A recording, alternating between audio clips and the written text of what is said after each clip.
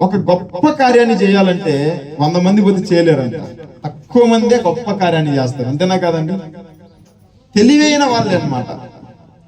ఒక సంఘాన్ని ఇప్పుడు హొసన్న మినిస్ట్రీ ఉంది, ఒక్కళ్ళే కట్టారా అనేకులు కట్టారా?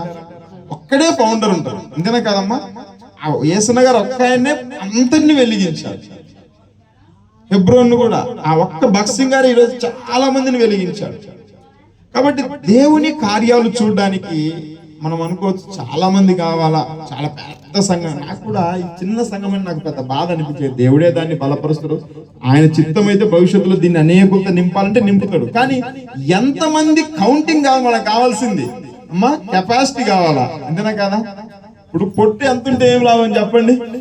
కానుకలు వస్తున్నాయని చెప్పేసి చర్చి నిండా జనాలు ఉంటే ఏమన్నా లాభమా? 10 మంది గట్టోళ్ళు 10 మంది చాలు, 2 ఉన్నా చాలు అనిపిస్తుంది నాకైతే. వాక్యాన్ని క్షుణ్ణంగా నేర్చుకునే వాళ్ళు 5 మంది 10 మంది ఉన్నా చాలు, వాళ్ళే ప్రపంచాన్ని వెలిగిస్తారు. అంతేనా కదా? యేసుప్రభు అపోస్తులు ఎంతమందిని? 1000 మందిని ఏర్పాటు చేసుకున్నారా? 12 మందిని. ఈరోజు ఆ 12 మంది ప్రపంచాన్ని ఏం చేశారు? ఏలారు.